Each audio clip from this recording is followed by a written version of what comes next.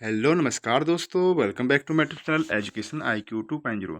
तो दोस्तों, हमने एक न्यू सीरीज स्टार्ट की थी BS नेगी फोर्थ एडिशन जो 2025 में आई थी।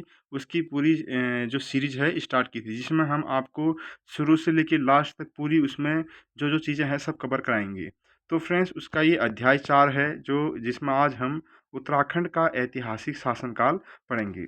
फ्रेंड्स, अभी तक आपने प्रीवियस जो वीडियो है उनको नहीं देखी तो आप फटाफट से प्लेलिस्ट में जाके उनको देख सकते हैं, क्योंकि जब तक आप उनको नहीं देखेंगे तो आपको कुछ समझ में नहीं आएगा। तो बीच से ही आप ये चीज़ों आपको समझ में नहीं आएंगे। तो अब हम जो है बिना टाइम वेस्ट करते हुए वीडियो को आगे बढ़ाते हैं। तो सबसे पहले है कुड़िन शासनकाल। उत्तराखंड में शासन करने वाली प्रथम राजनीतिक शक्ति कुड़िन थे, जिनके शासन की जानकारी का स्रोत कुड़िन मुद्राएं हैं। कालसी लेख के अनुसार प्रारंभ में कुड़िन लोग मौर्य के अधीन थे। यशवंत सिंह कटोच के अनुसार कुड़िंदू ने उत्तराखंड में लगभग 200 ईसा पूर्व से 300 ईस्वी तक शासन किया था। कुड़िंद वंश का सबसे शक्तिशाली शासक अमोघ भूति था। अमोघ भूति की रजत व ताम्र मुद्राएं पश्चिम में ब्यास से लेकर अलकनंदा तक तथा दक्षिण में सुनेत से बेहद तक प्राप्त हुई है। तो फ्रेंड्स, अगर आप चैनल में नए हैं तो टेलीग्राम को भी आप ज्वाइन कर लेना, तो क्योंकि वहाँ पर हम सबसे पहले कोई भी अपडेट होता है उसमें देते हैं, और कोई भी चीज़ों की PDF होती है सीधे हम टेलीग्राम में सेंड करते हैं। वहाँ से आपको टेलीग्राम से PDF वगैरह होगी, न्यू अपडेट वगैरह होगी, जल्दी से जल्दी आपको मिलेगी। दक्षिण में सुनेत जो लुधियाना व बेहद जो सहारनपुर में पड़ते हैं। अमोघ भूति की मुद्राओं में प्राकृत भाषा में राज्ञ कुड़िंदर सह अमोघ भूति सह महाराज सह अंकित था। महाभारत में कुड़िंदू को द्विज कहा गया है और कुड़िन नरेशों को द्विज श्रेष्ठ कहा गया है। कुड़िंदू की पहली राजधानी कर्पूर थी, जबकि दूसरी राजधानी शत्रुघ्न थी। कुड़िंद लोग शैव धर्मावलंबी थे। महाभारत व अष्टाध्यायी में कुड़िंदू की जानकारी मिलती है और वन पर्व में कुड़िन शासक सुबाहु का उल्लेख मिलता है। विदेशी लेखक टोलमी ने भी कुड़िन शासन का वर्णन किया है। कुड़िन मुद्राएं टिहरी गढ़वाल के थत्यूर या अठूर, उत्तरकाशी के देवढुंगा पुरोला, श्रीनगर के सुमाड़ी, पौड़ी गढ़वाल के भेड़गांव तथा कुमाऊं के कत्यूर घाटी से प्राप्त हुई है। कुड़िंदू के बारे में 5 अभिलेख में से 4 बरहुत से व 1 मथुरा से प्राप्त हुआ है। कुड़िंदू के समकालीन वंश योद्धे व औदुंबर गणराज्य थे। अब उसके बाद हम कुड़िंद काल की मुद्राओं को यहाँ पर देखेंगे। कुड़िंदू की जानकारी उनकी 3 प्रकार की मुद्राओं से प्राप्त होती है। कुड़िंदू की मुद्राएं अमोघ भूति प्रकार की, अल्मोड़ा प्रकार की और चत्रेश्वर प्रकार की। अमोघ भूति प्रकार की मुद्राएं रजत व तांबे की बनी हुई है, जिसमें ब्राह्मी लिपि व खरोष्टी लिपि के लेख लिखे गए हैं। अमोघ भूति की मुद्राओं में देवी व मृग का अंकन किया गया है। अल्मोड़ा से मिली 4 मुद्राएं शिवपालित, हरिदत्त, शिवदत्त, भगदत्त कुड़िंदू से संबंधित हैं। अल्मोड़ा से प्राप्त 4 मुद्राएं ब्रिटिश संग्रहालय लंदन में संरक्षित हैं। अल्मोड़ा प्रकार की कत्यूर घाटी से मिली 54 मुद्राओं में एक शिवदत्त की, एक आशे की और शेष मुद्राएं गोमित्र की हैं। ब्रिटिश संग्रहालय में शिवरक्षित राजा की एक ताम्र मुद्रा जो डॉक्टर महेश्वर जोशी को प्राप्त हुई थी। अल्मोड़ा सिक्कों से संभवतः 8 कुड़िंद नरेशों के नामों का उल्लेख मिलता है। कुड़िंदों के अधिष्ठाता देव छत्रेश्वर को भगवान शिव के रूप में भी पूजा जाता है। मॉर्फोलॉजी ऑफ कुड़िंदा कोइंस के पुस्तक की रचना MP जोशी ने की है। अमोघ भूति के बाद मैदानी क्षेत्रों में शकों का अधिकार हो गया था। शकों की पुष्टि कटारमल का सूर्य मंदिर व कुमाऊं में प्रचलित शक संवत से होता है। अब उसके बाद शकों के बाद उत्तराखंड में कुषाण काल शासनकाल आता है। कुषाण मुद्राएं वीरभद्र मूर्ध्वज गोविषाण से प्राप्त हुए हैं और इसके अलावा मुन्नी की रेती और सुमाड़ी से भी प्राप्त हुए हैं। गोविषाण सिक्कों की खोज 1960 ईस्वी में KP नौटियाल ने की। वीरभद्र ऋषिकेश मूर्ध्वज कोटद्वार गोविषाण काशीपुर को भी कहते थे। कुषाणों का शक्तिशाली शासक कनिष्क था, जिसने तराई क्षेत्रों पर अधिकार किया, जिसकी राजधानी फिरोजपुर या पेशावर थी। भारत में सर्वाधिक शुद्ध सोने के सिक्के कुषाणों ने जारी किए। रेशम मार्ग पर नियंत्रण करने वाला एकमात्र शासक कनिष्क था। कनिष्क ने 78 ईस्वी में संक्रमण चलाया और जिसका उत्तराधिकारी हुइस्क था। हुइस्क की 44 स्वर्ण मुद्राएं मुनि की रेती से 1972 ईस्वी में प्राप्त हुई। कुषाण शासक वासुदेव द्वितीय की 3 स्वर्ण मुद्राएं गोबिशान टीले से प्राप्त हुई है, जिन मुद्राओं में शिव व नंदी का चित्र बना हुआ है। 7 कुषाण स्वर्ण मुद्राएं खटीमा से प्राप्त हुई है, जिन पर वसु नामक राजा का नाम मिलता है। कनिष्क की नाणक स्वर्ण मुद्राएं काशीपुर से प्राप्त हुई है। ये बहुत इंपॉर्टेंट है। यहाँ पर आपका आ सकता है कि नाणक स्वर्ण मुद्राएं किससे संबंधित है या फिर कहाँ से प्राप्त हुई है। तो ये कनिष्क से संबंधित है और काशीपुर से प्राप्त हुई है। मोरध्वज, पांडुवाला, वीरभद्र एवं भरत मंदिर के उत्खनन से कुषाणकालीन अवशेष की प्राप्ति हुई। अब कुषाणों के बाद उत्तराखंड का योद्धेय वंश आता है। कुषाणों को कुचलने में मुख्य भूमिका योद्धेय शासकों की रही।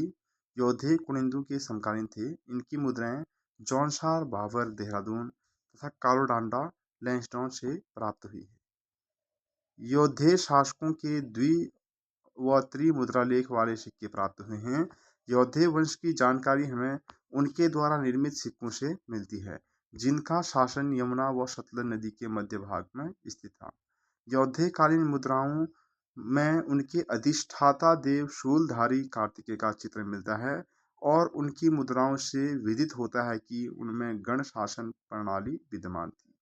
समुद्रगुप्त के पर्याक प्रशस्ति लेख से पता चलता है कि गुप्त सम्राट समुद्रगुप्त ने योद्धेय गणराज्य को विजित कर अपने अधिकार में ले लिया था। अब उसके बाद हम युगशैल का गोत्री वंश के बारे में पढ़ेंगे। गोत्री वंश का कालसी प्रदेश के आसपास राज्य था। गोत्री वंश का प्रतापी शासक शीलबर्मन था और शीलबर्मन ने देहरादून के जगतप्राण में बाढ़वाला यज्ञ वेदिका का निर्माण कराया था।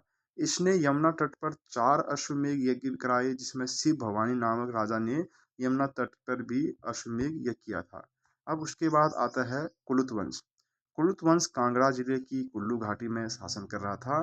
कुलुत वंश की जानकारी बृहत संहिता व मुद्रा राक्षस से भी मिलती है। कुलुत वंश का प्रतापी शासक वीरयस था। वीरयस की वृत्ताकार रजत मुद्राएं मिली हैं। अब उसके बाद आता है काशीपुर गोबिशाण के मित्र वंश। काशीपुर में 2 मित्र राजाओं के बारे में उल्लेख मिलता है। एक का नाम था मातृमित्र, दूसरे थे पृथ्वी मित्र। उसके बाद हिमालय का कृतपुर राज्य। कृतपुर राज्य क्षेत्र में उत्तराखंड, हिमाचल प्रदेश तथा रोहिलखंड का उत्तरी भाग स्थित था। समुद्रगुप्त प्रयाग प्रशस्ति अभिलेख में कृतपुर राज्य को गुप्त साम्राज्य के अधीन बताया गया है। कुछ इतिहासकारों का मानना है कि कृतपुर पर कुनिंदु का शासन था एवं कृतपुर राज्य की राजधानी कार्तिकेयपुर थी। शगंतगुप्त काल में हुणों का आक्रमण हुआ था। उस समय कृतपुर राज्य पर भी हुणों का आक्रमण हुआ था। राहुल शाकरताइन के अनुसार हुण राजा तोरमाण व मिहिरकुल के अधीन हिमालय का कुछ भाग रहा था।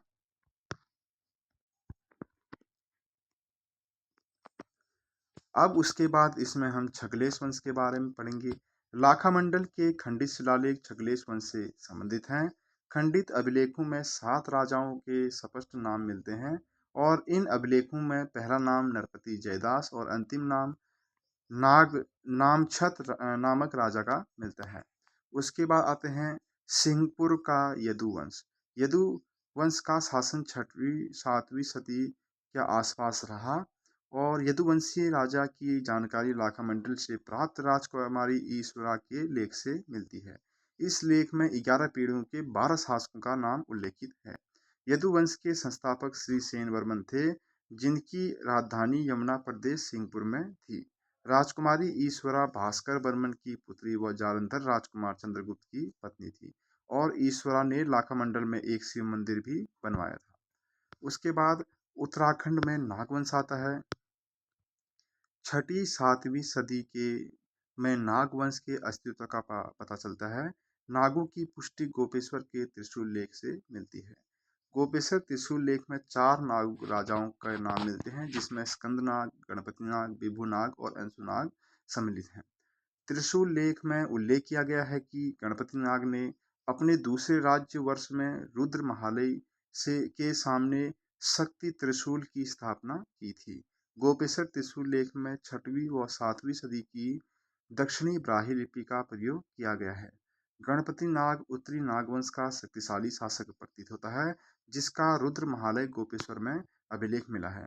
यमुना घाटी के यदुओं का अस्तित्व मिटाने के लिए इनका श्रेय जो है नाग शक्ति को ही जाता है। अब उसके बाद आते हैं मौखरी वंश। उत्तराखंड में नाग शासकों को कन्नौज के मौखरी वंश ने परास्त किया। मौखरी वंश के अंतिम शासक ग्रह वर्मा था, वह इसका संस्थापक हरिवर्मा था। ग्रह वर्मा की हत्या के बाद मौखरी राज्य उसके बहनोई हर्षवर्धन के अधीन हो गया। अब उसके बाद आता है थानेश्वर का हर्षवर्धन वंश। बाण भट्ट द्वारा रचित हर्षचरित नामक पुस्तक में उत्तराखंड आने वालों का वर्णन मिलता है। हर्षकालीन चीनी यात्री हेनस्वांग हिमालय को पोलो हिमोपुलो या ब्रह्मपुर राज्य में गया। हेनस्वांग ने यहाँ 5 बौद्ध विहार होने का उल्लेख किया। कन्निघम ने आधुनिक गढ़वाल व कुमाऊं वाले संपूर्ण भूभाग को ब्रह्मपुर कहा। हेनसांग ने गंगा को महाभद्रा कहा। हरिद्वार के लिए मोयोलो कहा, जिसका क्षेत्रफल 20 ली चीनी माह बताया। हर्ष हर्ष के पश्चात मध्य हिमालय। कन्याकुब्ज राज्य के हर्षवर्धन की मृत्यु के बाद 647 ईस्वी में वर्धन वंश का अंत हो गया, जिसके बाद कन्याकुब्ज राज्य ब्रह्मपुर, शत्रुघ्न व गोबिशान राज्यों में विघटित हो गया था। इन तीन राज्यों में सबसे बड़ा राज्य ब्रह्मपुर था। कन्याकुब्ज राज्य विघटन की जानकारी हेनसांग के 634 ईस्वी के यात्रा वृत्तांत सीयूकी से मिलती है। अब इसमें से आपसे पूछ सकता है कि सीयूकी किसकी रचना है, तो आपको यहाँ पर बताना होगा हेनसांग। ब्रह्मपुर राज्य के उत्तर में स्वर्ण गोत्र देश एक स्वतंत्र राज्य था, जिसे स्त्री राज्य भी कहा जाता है। आपका हर्षवर्धन के मधुबन एवं बांसखेड़ा अभिलेख से पौरव वंश की जानकारी मिलती है। मार्कंडेय पुराण एवं बृहत संहिता में पर्वतकार राज्य का उल्लेख भी मिलता है। ब्रह्मपुर राज्य का पौरव वंश। हिमालय क्षेत्र के 3 राज्यों में एक ब्रह्मपुर सर्वाधिक विस्तृत राज्य था, जिस पर पौरव वंश शासन था।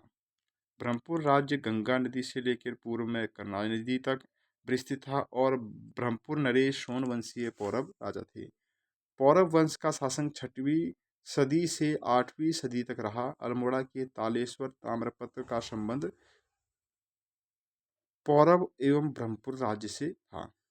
तालेश्वर ताम्रपत्र की खोज 1915 ईस्वी में हुई थी। तालेश्वर ताम्रपत्र में धूति बर्मन व विष्णु बर्मन द्वितीय शासन का उल्लेख मिलता है और पौरव वंश का संस्थापक राजा विष्णु बर्मन प्रथम था। पौरव वंश के शासक राज्य को पर्वताकार राज्य कहते हैं। पौरव वंश के ताम्रपत्रों में 5 शासकों का उल्लेख मिलता है। विष्णु बर्मन प्रथम के बाद क्रमशः वृषवर्मन, अग्निवर्मन, धूतिवर्मन व विष्णु बर्मन द्वितीय शासकों का वर्णन मिलता है। पौरव के कुल देवता विरणेश्वर स्वामी थे। पौरव शासकों की उपाधि महाराजाधिराज परम भट्टारक थी। तालेश्वर पात्र संस्कृत भाषा एवं गुप्त ब्राह्मी लिपि में अंकित है। अब उसके बाद आते हैं पौरव वंश का प्रशासन।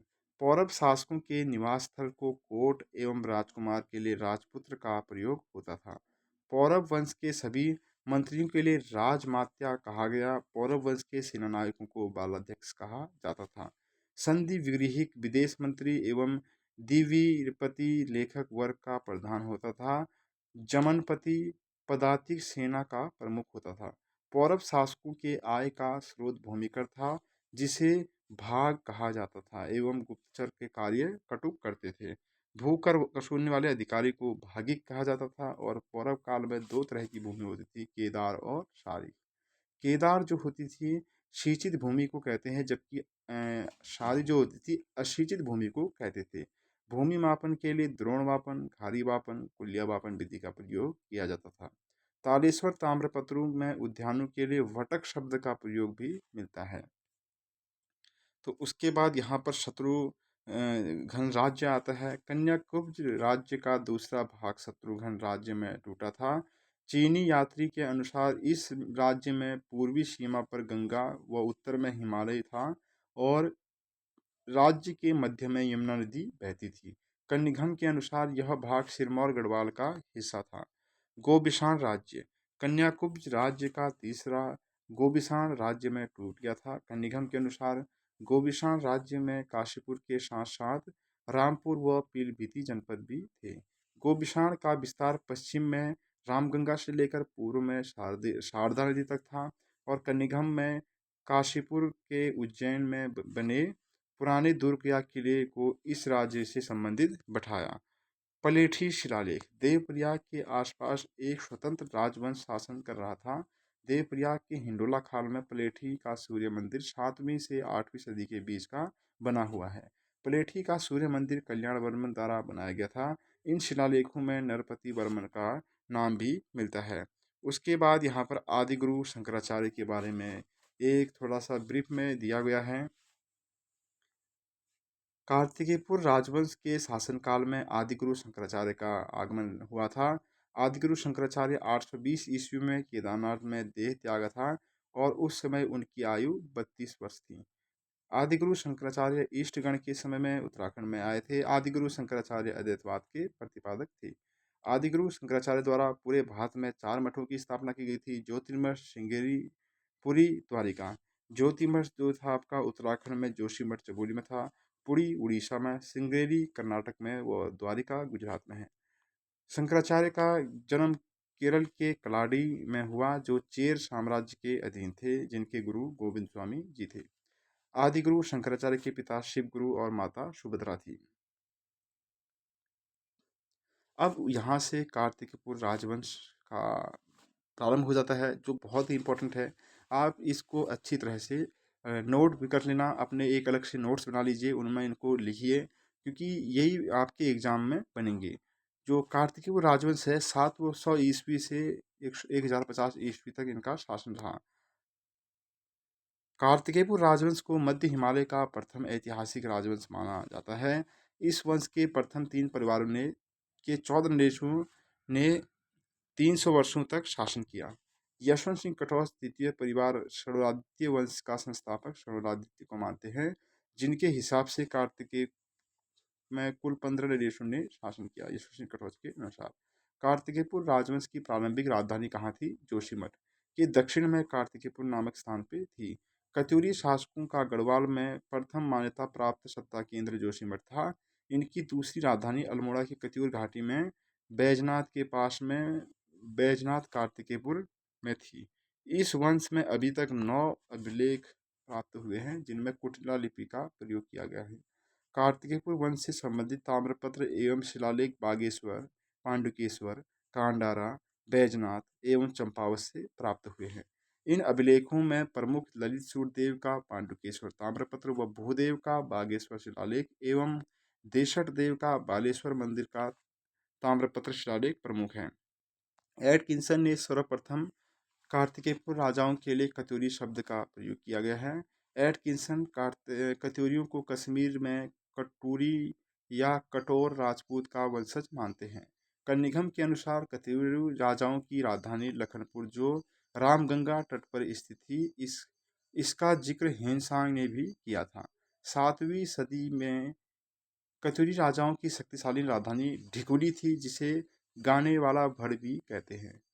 बद्रीदत्त पांडे कार्तिकेयपुर का प्राचीन नाम कबीरपुर मानते हैं। अब उसके कार्तिकेयपुर राजवंश के प्रथम परिवार के बारे में पढ़ते हैं हम। तो कार्तिकेयपुर वंश के प्रथम परिवार के संस्थापक थे बसंत देव, और इस वंश के राजा बसंत देव परम भट्टारक महाराजा धीराज परमेश्वर की उपाधि धारण की थी। बागेश्वर लेख के अनुसार बसंत देव ने एक मंदिर को सर्वेश्वर नामक गांव दान दिया था। जोशीमठ ने में नरसिंह मंदिर का निर्माण बसंत देव ने कराया था।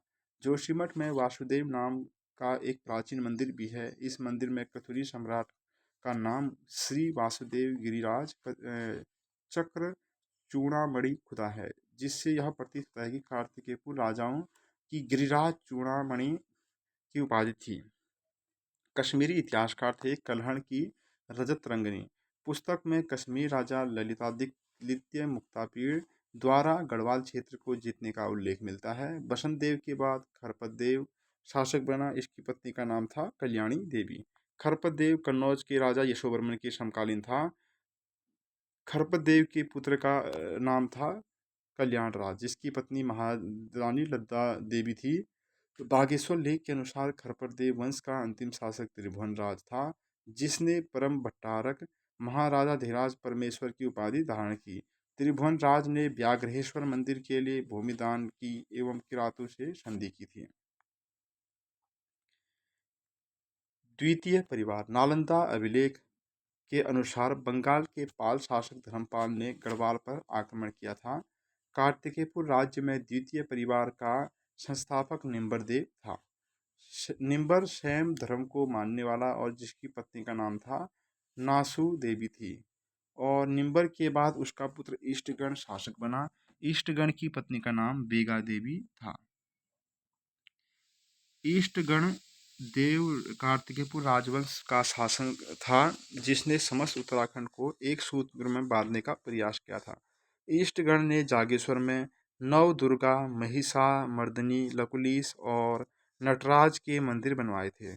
ईष्टगण भी अपने पिता की तरह शैव था। ईष्टगण का पुत्र ललितशुर देव लगभग 832 ईस्वी में गद्दी पर बैठा था। यह कतुरी वंश का सबसे प्रतापी और शौर्यवान शासक था। ललितशुर देव शासनकाल के 21वें व 22वें वर्ष के 2 ताम्रपत्र प्राप्त हुए हैं। ललितशुर देव को पांडुकेश्वर ताम्रपत्र में कलंकपंक में मग्न धरती उद्धार के लिए बरा अवतार के समान बताया है।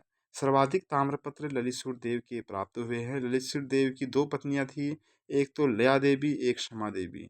ललितशुर देव की क्षमा देवी से ने भगवान नारायण मंदिर का बनवाया था और बैजनाथ मंदिर का निर्माण ललित पुत्र भूदेव ने कराया था। भूदेव बौद्ध धर्म का विरोधी था। इसके बागेश्वर लेख में परम बुद्ध श्रमण रिपु कहा गया है। अब उसके बाद तृतीय परिवार में आते हैं। शलोणादित्य वंश की स्थापना शलोणादित्य के पुत्र इच्छरदेव ने की थी। इसकी जानकारी बालेश्वर एवं पांडुकेश्वर ताम्रपत्रों में मिलती है। इच्छरदेव की पत्नी का नाम सिंधु देवी था। इच्छरदेव के बाद क्रमशः देशरदेव व पद्मरदेव शासक बने। देशरदेव को दीन दुखियों का रक्षक व स्वर्णदाता कहा गया है। पद्मदेव को सूर्य के समान प्रकाशवान एवं कर्ण के समान दानदाता कहा गया है, जिसने बद्रीनाथ मंदिर को भूमि दान दी थी। शलोडादित्य वंश का अंतिम शासक सुभिक्षिराज देव था। कार्तिकेयपुर का अंतिम शासक बीन को कहा जाता है, जो 14वें कत्यूरी शासक थे। सुभिक्षिराज देव ने अपनी राजधानी कार्तिकेयपुर से उपखंड सुभिक्षिपुर में बनाई थी। अब उसके बाद बैद्यनाथ कार्तिकेयपुर नरेश। सुभिक्षिराज देव के किसी वंशज ने कुमाऊं की गोमती घाटी में राजधानी बनाई थी, जिसका नाम बैद्यनाथ लेखों में बैद्यनाथ कार्तिकेयपुर मिलता है। इसे हम कार्तिकेयपुर वंश का चतुर्थ परिवार या पाल वंश के नाम से भी जान सकते हैं। बैद्यनाथ लेखों में यहाँ शासकों के नाम क्रमशः लखनपाल देव, इंद्रपाल देव व त्रिभुवनपाल देव मिलता है। कार्तिकेयपुर राज्य प्रशासन। लक्ष्मीदत्त जोशी कार्तिकेयपुर राजाओं को मूलतः अयोध्या के मानते हैं। बद्यत पांडे कार्तिकेयपुर राजाओं को सूर्यवंशी मानते हैं। इन शासकों की राजभाषा संस्कृत तथा लोक भाषा पाली थी। कार्तिकेयपुर राजाओं के लोक हितकारी कार्यों के कारण कुमाऊं में आज प्रचलित कहावत है, कार्तिकेयपुर वंश के अवसान पर सूर्यास्त हो गया और रात्रि हो गई। कत्यूरियों के समय भूमि मापन अधिकारी प्रभवतार होता था। कत्यूरी कालीन मंदिर 2 प्रकार के थे, छत्रयुक्त व शिखर युक्त मंदिर। जिस जिसमें छत्रयुक्त प्रकार के मंदिरों में पैगोंडा प्रकार के मंदिर भी कहा जाता था। एटकिंसन के अनुसार बंगाल के पाल व सेन राजाओं ने कुमाऊं में विजित किया होगा, जिस कारण मुंगेर, भागलपुर एवं कत्यूरी घाटी के ताम्रपत्रों में समानता देखी गई है। गमागमी कार्तिकेयपुर राज्य में चिट्ठी ले जाने वाले कर्मचारी होते थे, जो कि डाके का काम करता था। कार्तिकेयपुर राजाओं के ताम्रपत्रों में खश, द्रविड़, कलिंग, गौड़, आंध्र, हुरों एवं चांडाल आदि जातियों के नाम आते हैं। इनके ताम्रपत्रों में दक्षिण की जाति का नाम आने का अर्थ या तो वह इस क्षेत्र में आकर बसे हो या तो उन प्रांतों में कत्यूरी शासनाधिकार रहा होगा। ललित सूर्यदेव के पांडुकेसर ताम्रपत्र में तत्कालीन समाज की प्रशंसा अष्टादश प्रकृति कहकर की गई है। कत्यूरी वंश के पतन का कारण अत्याचारी शासन व बाह्य आक्रमण था। अब उसके बाद कार्तिकेयपुर राज पदाधिकारियों के बारे में पढ़ेंगे। प्रांतपाल को क्या कहते थे? प्रांतपाल को कहते थे सीमाओं की सुरक्षा भार।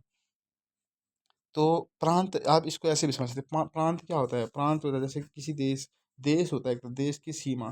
प्रांतपाल उनकी रक्षा करने लोग प्रांत। घटपाल को गृह द्वारों के रक्षक। परमपाल को सीमावर्ती बर्म आवागमन में व्यक्तियों पर निगरानी। नरपति नदी के घाटों पर आगमन सुविधा एवं कर वसूली। अपराधियों को पकड़ने वाला सर्वोच्च अधिकारी दोषापराधी कहलाता था एवं गुप्तचर विभाग का सर्वोच्चाधिकारी दुशाध्यासाधिक था।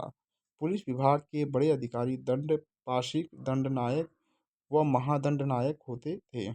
कत्यूरी शासन में तहसील स्तर में प्रशासनिक इकाई को कर्मांत कहते थे, जबकि राजमिस्त्री को कारिका कहा जाता था। चोर डाकुओं को पकड़ने वाला महकमा चोरोद्रणिक के अंतर्गत होता था। सौदा भंगाधिकृत राज्य का मुख्य आर्किटेक्चर होता था।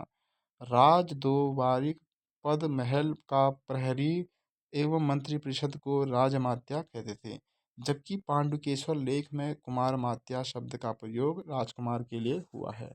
अक्षपटलाधिकृत गृह मंत्री या भू रिकॉर्ड अधिकारी एवं महासंधि विग्रहिक शांति या विदेश मंत्री होता था। कार्तिकेयपुर सेना चार भागों में विभाजित थी और चारों सेना अंगों के प्रधान को महासामंत कहते थे, जैसे पदांतिक पैदल सेना नायक गोलमिक, अश्वारोही सर्वोच्च नायक अश्व बलाधिकृत, गजारोही नायक हस्ती बलाधिकृत, उष्ट्रारोही नायक उष्ट्र बलाधिकृत। अब उसके बाद है कार्तिकेयपुर की आर्थिक व्यवस्था। कत्यूरी शासक ने आय में प्रमुख साधन कृषि, वन एवं खनिज संपदा थी। क्षेत्रपाल राज्य की कृषि की उन्नति का ध्यान रखता था। औपचारिक या षटकोपचारिक अधिकारी भूमि के अभिलेख रखता था। खंडपति एवं खंड हर स्थानाधिपति नामक अधिकारी खनिजों व वनों की रक्षा करता था। करों की वसूली के लिए भोगपति व शौल्की नामक अधिकारियों का वर्णन मिलता है और शरभंग तीरंदाज के लिए कहा जाता है। भाट चाट नामक अधिकारी प्रजा से बिष्टी बेगा लेते थे। पशुओं से दुग्धादि निकालने का कार्य आभीर करते थे। भूमि की माप उसमें बोए गए जाने वाले बीज के अनुसार होती थी। कत्यूरी शासन में द्रोण मापन एवं नाली मापन बीजावली भूमि का वर्णन मिलता है। द्रोण को 32 सेर या 16 नाली के बराबर माना जाता है। खारी मापन को 20 द्रोण के बराबर माना जाता है। अब कत्यूरी शासन के समय में जिलों की बात करते हैं हम। एक तो होता है ऐसाल विषय, भागीरथी एवं यमुना के मध्य क्षेत्र को कहते थे। टंकणपुर विषय, अलकनंदा भागीरथी संगम में उत्पीय का क्षेत्र तक। कार्तिकेयपुर विषय, कत्यूरी क्षेत्र जोशीमठ से गोमती घाटी। अंतराग विषय, भागीरथी एवं अलकनंदा के क्षेत्र। मायापुर हाट, हरिद्वार के निकट तराई भाबर क्षेत्र को। अब उसके बाद है कत्यूरी प्रांतीय शासन प्रशासन। कत्यूरी राज्य प्रांतों में विभाजित था, जिनका शासन औपचारिक या राज्यपाल के द्वारा चलाया जाता था। कत्यूरी राज्यों में प्रांतों को विषयों या जिलों में बांटा गया था। कत्यूरी काल में 4 विषयों एवं लोक गाथा के अनुसार एक अन्य विषय का भी पता चलता है। उसके बाद यहाँ पर हम मध्यकाल में कत्यूरी के बारे में पढ़ेंगे। मध्यकालीन कत्यूरी शासन की जानकारी स्थानीय लोक गाथाओं और जागरों से मिलता है। कत्यूरी बैजनाथ घाटी के जिस कत्यूर राजवंश की स्थापना हुई थी, इसकी पुष्टि जतपाल देव के कुलसारी मूर्ति लेख से होती है। कत्यूर बैजनाथ में कत्यूर वंश की स्थापना आसंति देव ने की थी।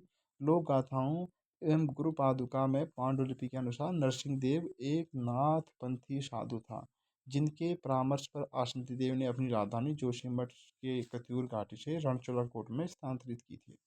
हस्तलिखित ग्रंथ गुरु पादुका में आसंति देव के बाद बासंती राय एवं गोरा राय का नाम मिलता है। 13वीं सदी में रणचोड़ाकोट में स्थापित कत्यूरी वंश का विषय बिखराव हुआ, जिसकी अनेक शाखाएं कुमाऊं के विभिन्न क्षेत्रों में स्थापित हुई, जिसमें मूल शाखा कत्यूर के बैजनाथ, पाली पछाऊ शाखा, अशकोट शाखा, शीरा शाखा, डोटी शाखा, सुई शाखा, बारामंडल शाखा आदि प्रमुख हैं। कत्यूर शाखाओं में अस्कोट के रजवार एवं डोडी के मल्ल शासक प्रसिद्ध हुए। जागर गाथाओं के अनुसार बैजनाथ कत्यूर की मूल शाखा का अंतिम शक्तिशाली शासक प्रीतम देव था, जिसे पिथौरा या पिथौरा शाही या पृथ्वीपाल भी कहा जाता था। प्रीतम देव ने रानीबाग चित्रशिला में तुर्कों को परास्त करने का विवरण मिलता है और राजा पिथौरा को पिथौरागढ़ बसाने का श्रेय दिया जाता है, जिनकी छोटी रानी जिया रानी या मौला देवी थी। पाली पशाऊ वंशावली के अनुसार जिया रानी के पुत्र धामदेव था, दुला शाही प्रीतम देव का उत्तराधिकारी बना था। कत्यूरी शासक धामदेव के समय छमना पातर नामक प्रसिद्ध नृत्यांगना थी। धामदेव ने डोटी पर विजय प्राप्त कर उसे अपने कत्यूरी साम्राज्य में मिलाने का वर्णन मिलता है। धामदेव के मालू शाही एवं लाड़म शाही नामक दो पुत्र थे। बैराठ या चकुटता में राजा मालू शाही एवं दारिमा की शौकियानी लाजुला की प्रेम प्रणय गाथा आज भी कुमाऊं में प्रचलित है। धामदेव के बाद ब्रह्मदेव का नाम आता है, जिसे जागरों में बीरमदेव कहा जाता है। आसंतिदेव वंश का अंतिम शासक ब्रह्मदेव एक अत्याचारी शासक था, जिसे अंतिम कत्यूरी शासक भी माना जाता है। यह लखनपुर का राजा था। जिया रानी की लोक गाथा के अनुसार तैमूरलंग ने हरिद्वार पर आक्रमण किया था, जिसका सामना ब्रह्मदेव ने किया। इन युद्ध में वह मारा गया था। उत्तराखंड में बहुराजकता का युग 1191 ईस्वी में नेपाल राजा अशोक चल ने कतुरी राज्य के कुछ भागों पर अधिकार कर लिया था। अशोक चल के बारे में गोपेश्वर त्रिशूल लेख में मिलता है। बालेश्वर मंदिर लेख ताम्र लेख के अनुसार 1223 में दुलु या नेपाल निवासी कराचल देव ने कतुरी राज्य को अपने अधिकार में ले लिया। एका चक्रा या चक्राता में बहुबाण वंश का शासन था। इनके 7 राजाओं का वर्णन मिलता है। राजा सूर्यसेन बहुबाण वंश का महानतम शासक था। बहुबाण वंश के सम्राट सूर्यसेन के आश्रित कवि अल्लाटनाथ था। सिरमौर प्रदेश में राणा देवपाल का शासन था। सिरमौर में गणपति राजा राणा देवपाल के संतूरगढ़ एवं सलमुरगढ़ दुर्ग पर बलबन ने आक्रमण किया था। राणा देवपाल का जिक्र मिथुन ए सिराज की पुस्तक तबकात ए नासिर में मिलता है, जिसके अनुसार देवपाल ने बलबन के विद्रोहियों को आश्रय दिया था। आईन अकबरी से पता चलता है कि शाहजहां के काल में संतूरगढ़ पर श्रीनगर के राजा का अधिकार था। गंगोली हाट के मणिकोटी राजवंश शासन कर रहा था। अस्कोट के ठकुराई शासकों को रजवार कहा जाता था। अस्कोट में राजाओं का शासन रहा। अस्कोट के पालवंश का संस्थापक अभयपाल था। राम सिंह के अनुसार रुद्रचंद ने सीरा के हरिमल्ल को हराकर सीरा अपने अधिकार में ले लिया। लोहाघाट के पास सुई राज्य की स्थापना ब्रह्मदेव नामक कत्यूरी ने की थी, जिसके समय सोमचंद कुमाऊं आया था। कुमाऊं में कत्यूरियों के अंतिम गढ़ मनीलागढ़ पर चंद शासक बाज बहादुर चंद ने आक्रमण किया था। स्थापत्य एवं मूर्तिकला की दृष्टि से कत्यूरी काल को उत्तराखंड का स्वर्ण काल भी कहते हैं। अब यहाँ पर मुसलमानों के शासनों के आक्रमण के बारे में पढ़ेंगे। मोहम्मद बिन तुगलक के कराजल अभियान के बारे में जानकारी बरनी की पुस्तक तारीख ए फिरोजशाही एवं इब्न बतूता की रिहला से मिलती हैं। इतिहासकार कराजल को कुमाऊं प्रदेश मानते हैं। तैमूरलंग ने दिल्ली पर आक्रमण 1398 ईस्वी में किया था।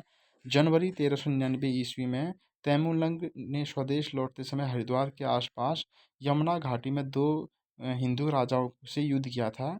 तैमूर की आत्मकथा मुल्फुजात ई तिमूरी के अनुसार प्रथम युद्ध गंगाधार में बहुरुच से हुआ था। एटकिंसन के अनुसार बहुरुच नाम ब्रह्मदत्त के लिए आ सकता है। तैमूर का दूसरा युद्ध रत्नसेन के साथ जो सिरमौर का राजा था। जिया रानी से युद्ध में तैमूरलंग की पराजय हुई थी। लोक गाथा अनुसार जिनका युद्ध रानीबाग क्षेत्र में हुआ था। तारीख ए मुबारक शाही के अनुसार फिरोज शाह तुगलक के समय कटिहार के विद्रोही सरदार खड़गू ने कुमाऊं में शरण ली थी। तो दोस्तों ये क्वेश्चन भी काफ़ी इंपॉर्टेंट है, क्योंकि काफ़ी बार प्रीवियस ईयर एग्जाम में ये क्वेश्चन पूछा गया है। तो आज इस तरह से एक हमारा नया चैप्टर ऑफ ख़त्म हो चुका है। ऐसे ही हम आपको इसमें पूरी बुक कराएँगे। अगर आप चैनल में नए हैं, चैनल को सब्सक्राइब कर लीजिए और टेलीग्राम को भी जॉइन कर लीजिए, क्योंकि सबसे पहले आपको वहाँ पर वीडियो मिलेगी। इस तरह से आप अपना सिलेबस कंप्लीट कर पाएँगे। और फ्रेंड्स, अभी हम एक और न्यू सीरीज़ स्टार्ट करने वाले हैं, जो परीक्षावाणी आई है नई वाली उसकी। तो आपको वीडियोज़ कैसी लगती है कमेंट ज़रूर करना और लाइक कर देना। तो आज के लिए इतना ही, मिलते हैं नेक्स्ट वीडियो में।